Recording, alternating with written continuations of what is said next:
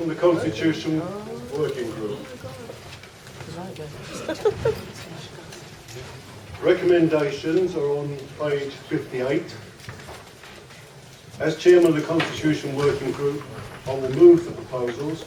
The first one is that the proposed amendments to the Council's Rules of Procedure as set out in this report be noted in accordance with Article 15 of the Council's Constitution. They be referred to the Cabinet for comment, with the matter being brought back to the next meeting of the Council. There will be a separate vote on each of these recommendations. Recommendations 2 and 3, I do not see the need for a lot of discussion on these because they came to full Council, they've been back to Cabinet as required, had a working group on them, and the monetary officer and officers made recommendations or comments as a result of that going around that circle. It then came back to the Constitution Working Group as required by Council, and we felt at the meeting that there was very little we could add to these items and that they should come to full Council for a vote, yea or no. Okay, no one wishes to speak, we'll move to the vote. Oh, Councillor Morris. Yes, Mr. Chairman. I'm sure that a number of members here who are actually on the planning committee will remember a few months ago when we had to adjourn the planning meeting because we couldn't get to the end of the business. We've been sitting there for 5 hours and still haven't finished the business. This is what is happening at the moment on the planning committee because a lot of extra work is being brought to that committee on the basis that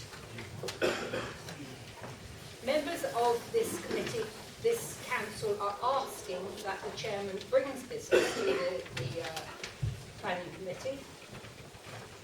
And because of previous interference by this full council into the planning situation, the current chairman feels that she needs to bring everything that's requested to the committee.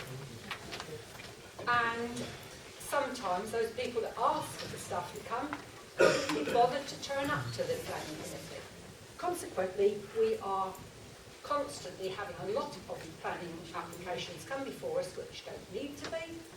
And I contend that this particular one, this particular item 3, would be more items coming to the committee that are not necessary to do so. I am fully aware that the one and only reason for this being here is because of a decision that I took. Because certain members of the council wanted a particular item to come to the planning committee. My decision was that it couldn't come to the planning committee. There are a number of reasons why. One of them was the fact that the outline permission had already been granted. The reserved matters were very little different to that outline decision. And there were a lot of members of the planning committee who had predetermined that they were going to vote against that particular planning application. Because they had... Because how we were going to vote. Because... Ridiculous. Councillor Brown, if you wish to speak, just put your hand up and I will call you in due course. Otherwise, please be quiet and let the councillor continue. As I was saying, a lot of members had predetermined to vote against that because they had written it in their election addresses. So, Mr. Chairman, it is my view that it is not necessary to bring all reserved matters to the planning committee, nor in fact is it wise to do so because lots of other things are coming to the planning committee and there are a lot of things on that committee already. Thank you for hearing me. Thank you. Councillor Shepherd. Thank you, Mr. Mayor. I'd actually like to talk to recommendations 3. We are all aware of the background to this proposal. This council does believe in a democratic and transparent decision-making process, and we are alarmed at the decision of the then Chair of Planning, Councillor Carol Morris, to deal with the reserved matters for Dry Street and Nethermain by delegated powers. Again, the original motion came before Council over a year ago. Yes, we agree that it is generally accepted that delegating certain decisions is justifiable and helps the local planning authority fulfil its functions in an efficient and cost-effective manner. I am also aware that at the last meeting of the Overview and Scrutiny Commission, members considered a budget and performance report for second quarter 16-17. This highlighted that the processing of the major planning applications within 13 weeks was a green, i.e. good performance. The processing of minor application within 8 weeks was a red, i.e. poor performance. And the processing of other applications was amber, i.e. warning performance. Having identified the performance issues, the Head of Service indicated in his report that the performance target for minor applications of 8 weeks is a mandatory government performance indicator, and that additional resources were being sought to address the issue. The performance for other applications is also a government performance indicator, and that additional resources were being sought and the investigation of efficiencies in the production of reports and ways to reduce referrals to the Planning Committee. It is also appropriate for me to mention, while talking about planning resources, that at the all-member briefing on gypsies and travellers held on the 28th of November, we learned that there are 8 gypsy and traveller pitches with temporary planning permission, 13 tolerated and 9 unauthorised. We also learned... Councillor Shepherd, I'm going to stop you because you're not talking at all to the recommendation. Well, the recommendation refers to housing developments greater than 10 properties. You said you were speaking to number 3. Correct. Now, I don't think we were talking about traveller sites in the local plan, etc., etc. There's no reference in this to that. Councillor Albert Hodge, I'll make the decisions, not you. Councillor Shepherd, carry on, but if you're going to speak, speak to the recommendation, please. We will be supporting this recommendation because we want to avoid the situation that arose with the Dry Street and Nethermain application. In future, we do not support the reduction of referrals to the Planning Committee as a way to cut corners. It is also clear to me that the workload of our planning department, given this administration growth agenda, is only going in one direction. It is imperative, therefore, that this council plans and budgets accordingly for the proper and efficient functioning of our planning department. Thank you, Mr. Mayor. Thank you, Councillor Shepherd. Councillor Green. Thank you, Mr. Mayor. I'm speaking on recommendation 1. We do not perceive any issues with the proposed amendments to the Council Rules of Procedure as set out in the report, and will therefore be supporting recommendation 1. We particularly welcome the proposal to introduce a formal report back on action taken in response to motions agreed at previous council meetings to provide assurance that action has been taken. Thank you very much. Councillor Albert Hodge. Yes, thank you, Chair. We do not perceive any issues with supplementary planning documents being approved and adopted by full council and the constitution being amended accordingly, and will therefore be supporting recommendation 2. We do in fact believe this is right and proper. The council's constitution currently provides The Council's constitution currently provides that Council approve the local plan under the policy framework. It is therefore considered an anomaly that supplementary planning documents do not feature as part of the policy framework. May I remind members that the Town Centre Master Plan, Dry Street fiasco, never came before full Council for approval. Nothing can be done retrospectively, but if this recommendation is approved, future supplementary planning documents would include updates to the existing town centre master plans, including Wickford, Pitsea and obviously the town centre itself, new master plans or development briefs, for specific areas of the borough, either as required by the new local plan or in response to a specific planning need stimulus. To my knowledge, the wording master plan appears in the emerging local plan for a number of development areas, including West Basildon, East Basildon and the Langdon area. Detailed local guidance to help implement policies of the local plan, such as vehicle parking standards or design guards, would also be incorporated. Interestingly, other than the additional reporting and approval process but at full council, there is not considered to be any direct impact on supplementary planning documents and interim supplementary planning documents brought about by this proposed change.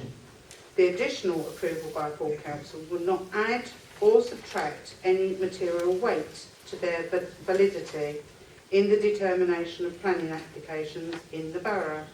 I see no reason, therefore, why this anomaly in our constitution cannot be supported by all parties. Thank you, Mr. Mayor.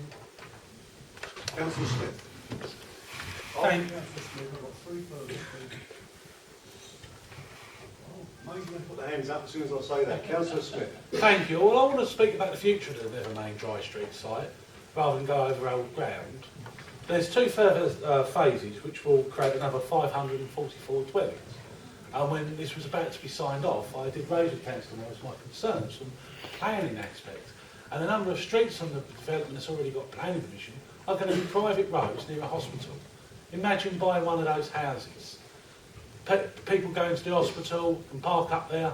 The parking partnership can't do nothing. If the road deteriorates, the county can't do nothing. This should have been addressed. We should not have given it planning.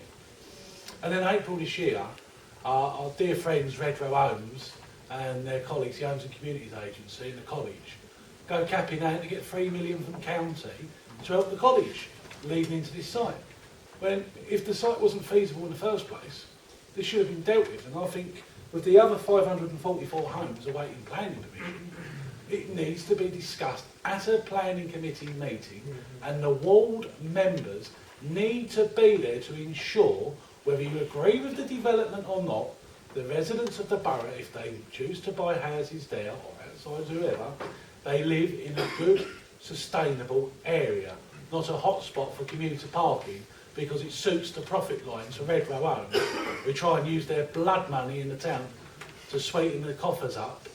The amount of my constituents who were fuming at the event that was so popular in the town in the autumn had the sponsorship of Redrow Homes. Shocking. Thank you, Councillor Smith. I'll call Councillor Baggott next, and there's 4 further speakers, and then we'll test the meeting with a vote. Yes, mate, just a minor point really.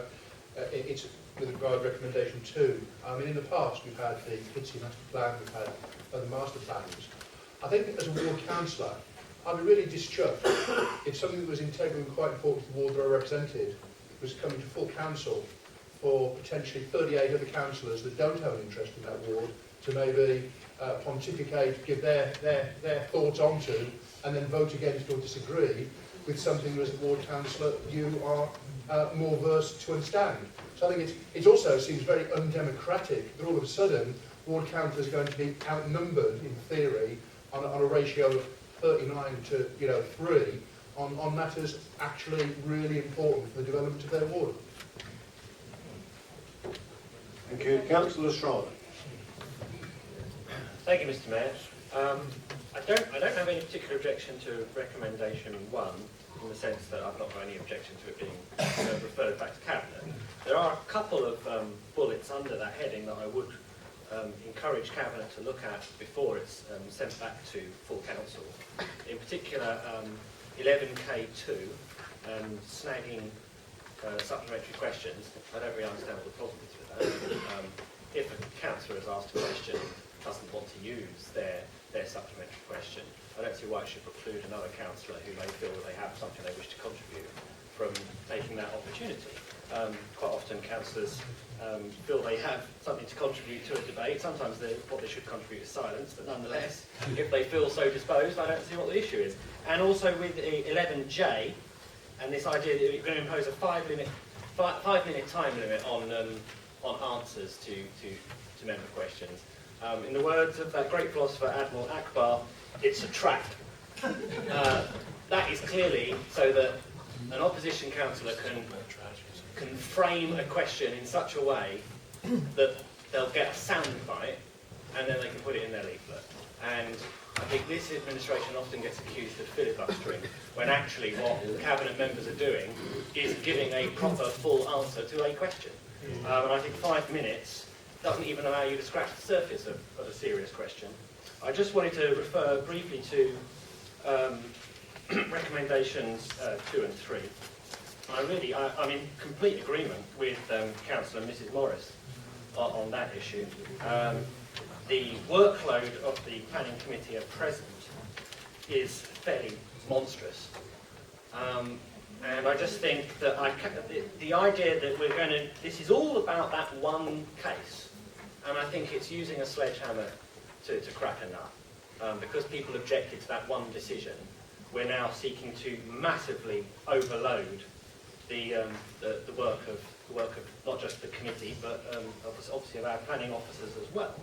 And I think that if you refer to the cabinet members' remarks on page 72, the extra cost of doing so is again something else we should bear in mind.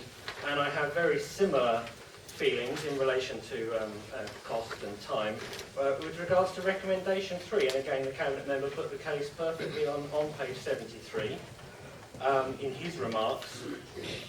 This would just make our planning system more cumbersome, and I don't think that the recommendation has any merit at all. So I will probably be voting in favour of recommendation 1, but I will certainly be voting against the other 2 recommendations. Thank you, Mr. Mayor. Thank you. It's Councillor Turner. Yes, thank you, Mr. Mayor. The item 1, no problem with that. That's exactly as it should be.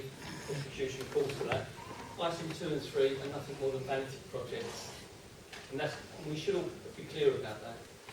This isn't about making the council more efficient. This is about saving face, about a failed election pledge from UKIP who couldn't actually deliver what they told the residents they could. And that was all about Dry Street.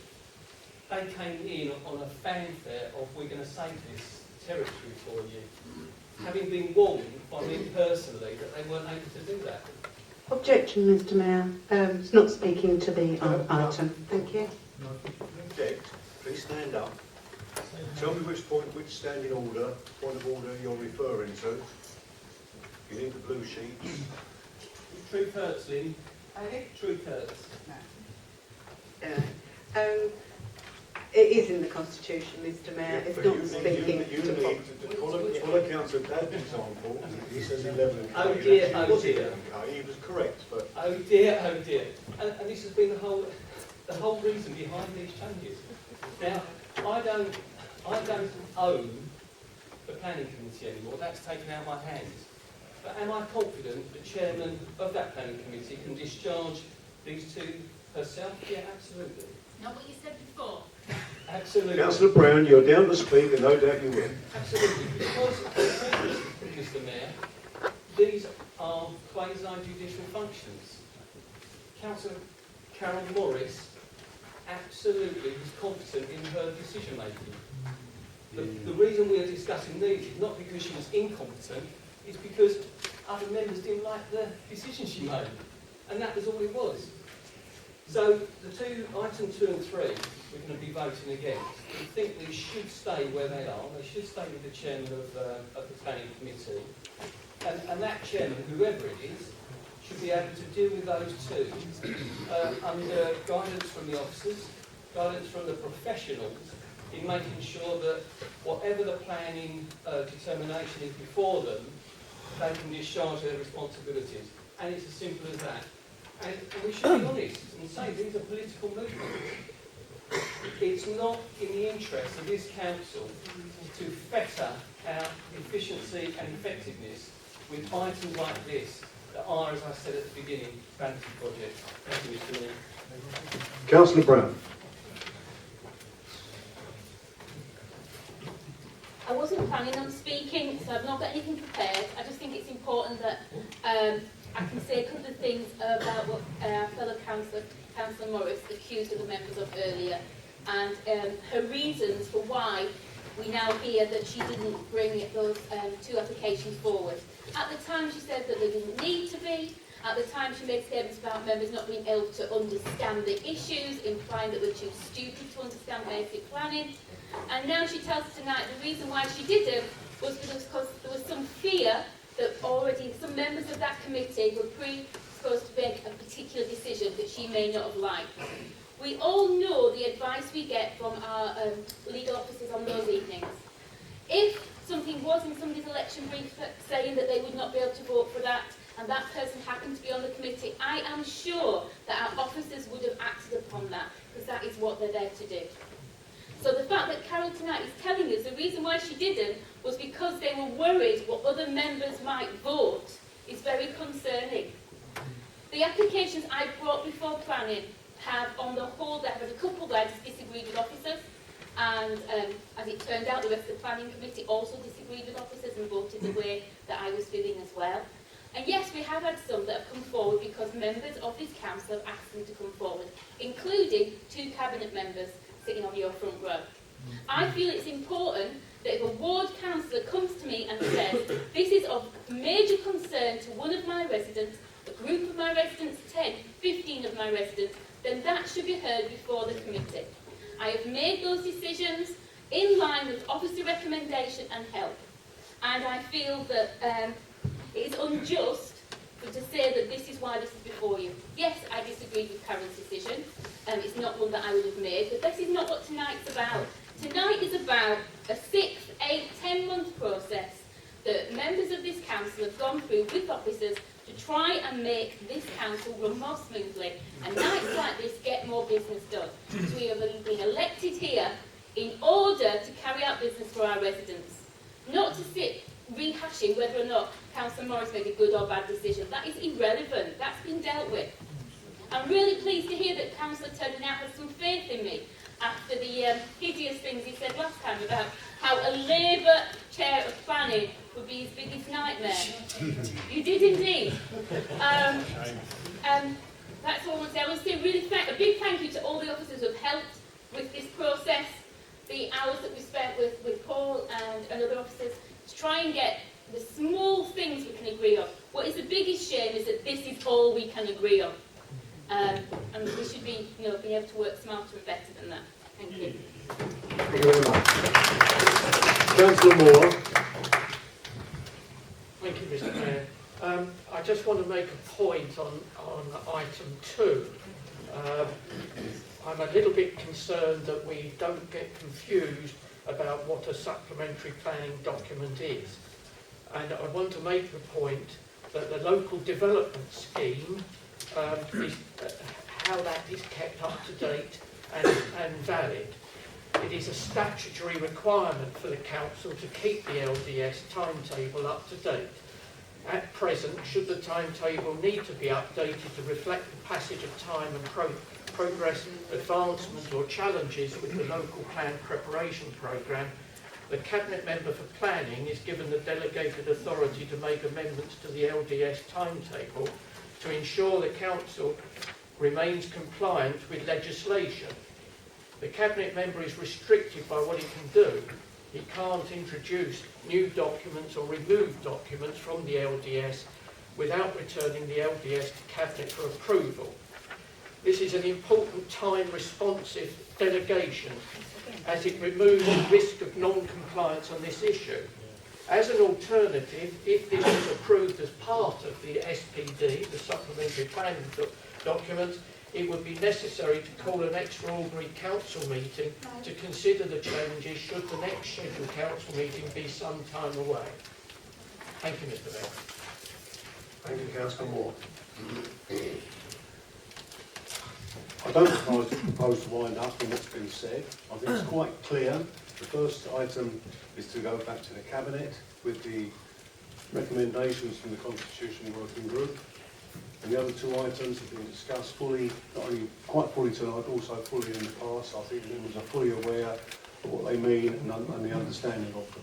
So we take a vote on the first one first. Recommendation 1, proposed amendments to the rules of procedure go to Cabinet as outlined in the report. All those in favour, please show. Unanimous.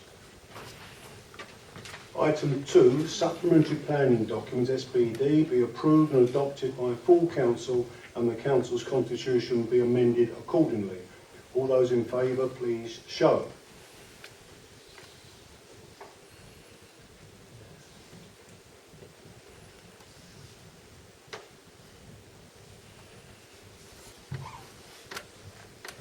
That's carried. Item 3, all reserved matters planning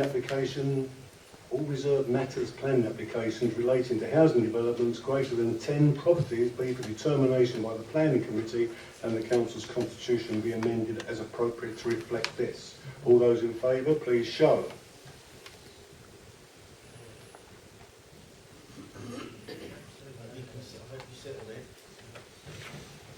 Those against, please show.